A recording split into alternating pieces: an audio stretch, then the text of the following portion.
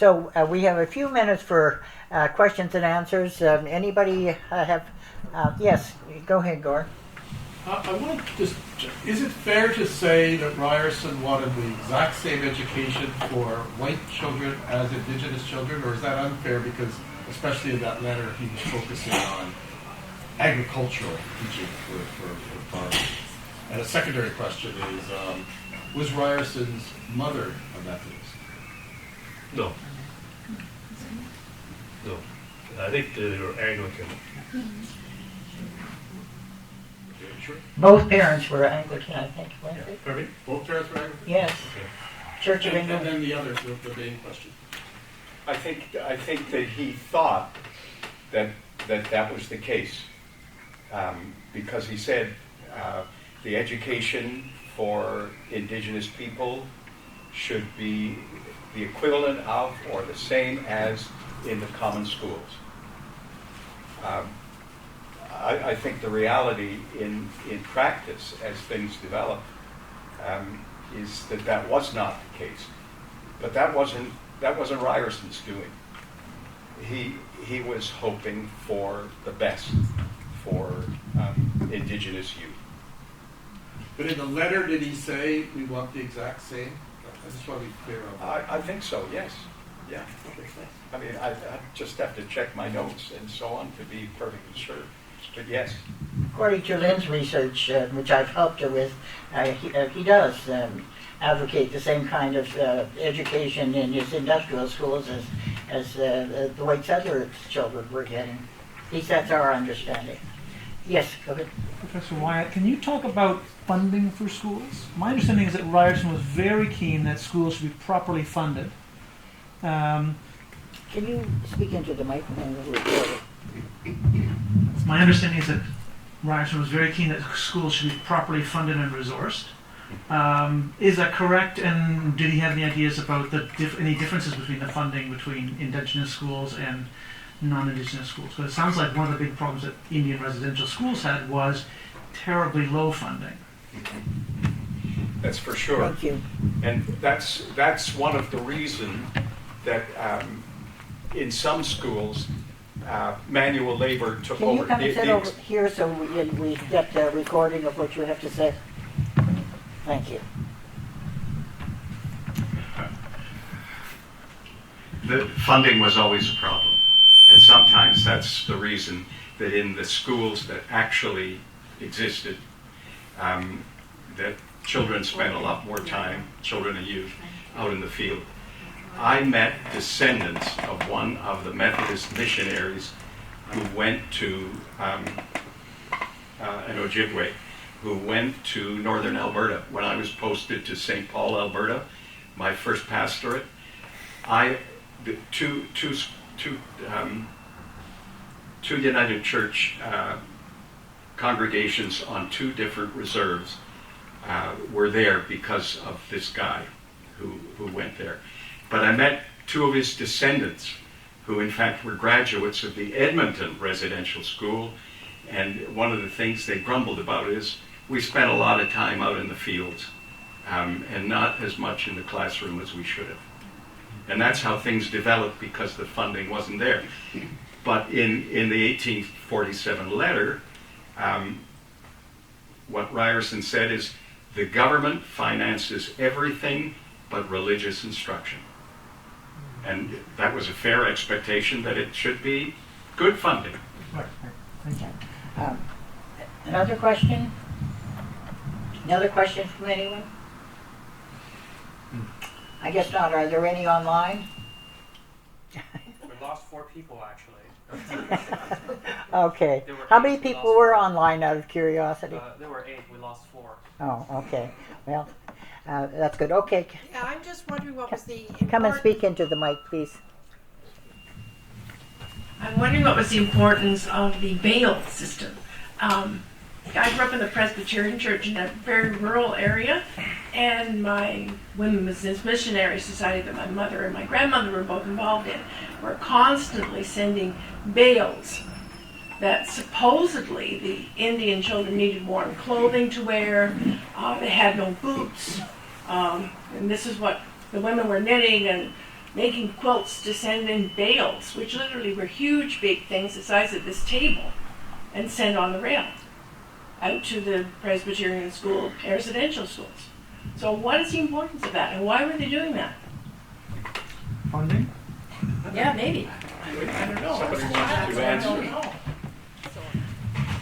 I think the evidence that they needed to send the bales is actually the proof of the pudding that there was not adequate funding. Think of where they were sending the bales. They weren't sending them to public schools for settler children. And so usually when there's a need that's given forth, It certainly made all of us feel sorry for the children. it made us feel sorry for the children, but it didn't include raising the funding. Well, okay, back at the, Bruce, Let me shout out from here. In 1964, I had the honor of living at St. Michael's Residential School in Duck Lake, Saskatchewan. I had joined Indian Affairs as a economic development officer after a wonderful experience after graduation, working a couple of months in the mountains of Mexico. Anyhow, certainly the experience of living at the Indian residential school was not an unhappy one. They invited me to dance with them, learning square dancing every Thursday night. And I used to help the nuns take them out on weekend picnics. And this was under Father Duhane. Of course, it was the only spare room in Duck Lake, Saskatchewan, where I was sent to work with the agency. And I had lots of discussions with Father Duhane, not about the running of the school, and Father Gauthier, who later I was shocked to,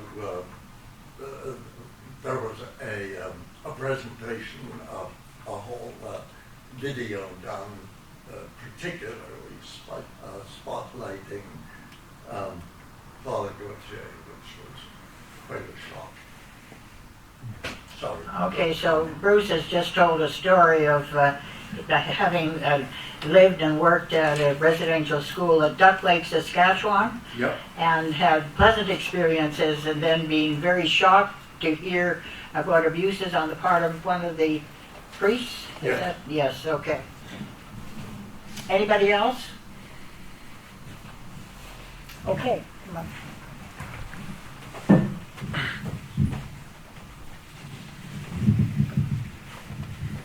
So presumably when the discussion at Ryerson University was taking place and people were saying Ryerson, was the architect and this was terrible and we need to distance ourselves, and when people said no, he wasn't, what was the response to some of the factual evidence of his actual legacy?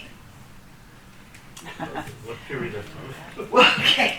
Are we Well, talking about 2020? I think the response was they renamed the university. yes. No, but I mean, I guess were there discussions back and forth where somebody said, I think you're misinterpreting what Ryerson was about, and like what was the response when they said, I think there was a lot of response. I sent in a 20-page. no, not your response. I'm saying, so Well, other people. when people like you said, I think you're mischaracterizing Ryerson, boom, boom, boom, boom, boom. But The people who said, no, he's terrible, how did they respond to the evidence that was presented to them? I'll try and answer that. Okay. According to our experience, and Lynn has monitored this very closely, the response has been no comment.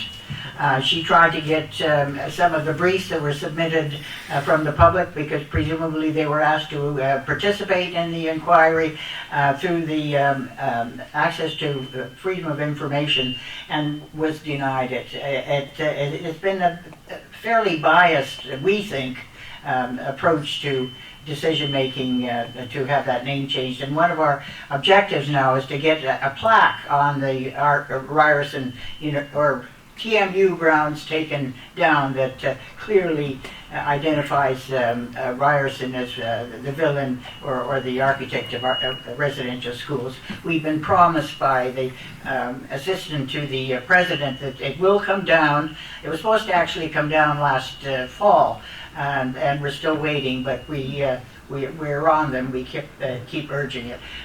If you go to our website, you'll get, I think, a few more answers to your question. Thank you. Hi, everyone. The response has been varied from the university. Often there's no response. On a number of occasions, the joint chair of the task force has spoken with people and said, "You don't understand." In other words, you don't know what we know, which of course is not true at all.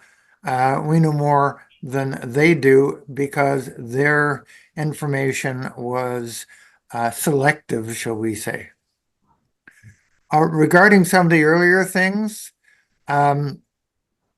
Egerton's mother was a Methodist. Her father was a member of the Church of England.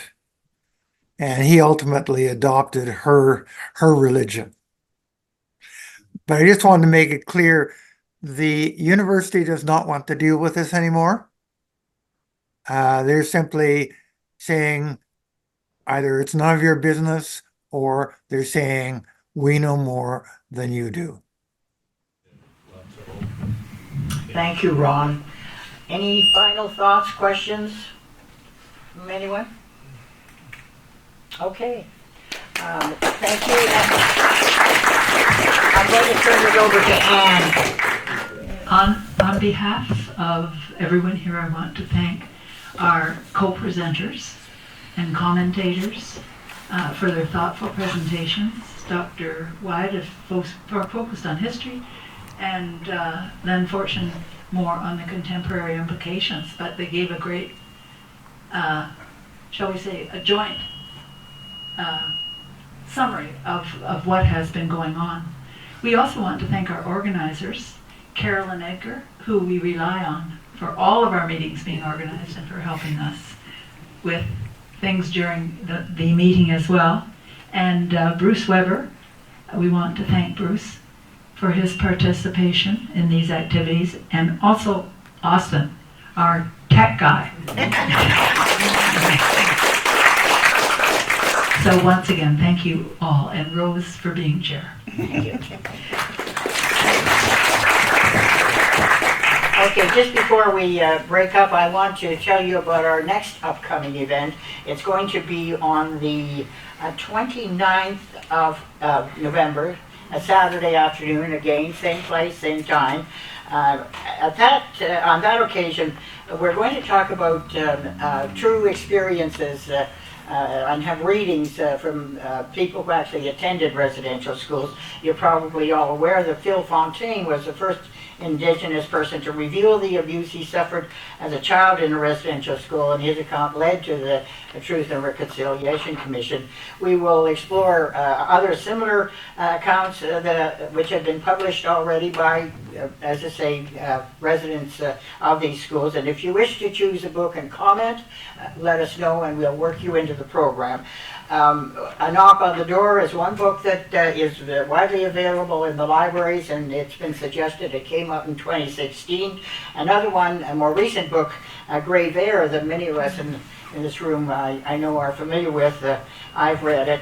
It includes a number of papers on residential schools, including one that's entitled My Life in Two Indigenous Schools. It's the author of that particular paper is not Indigenous, but he is married to an Indigenous woman.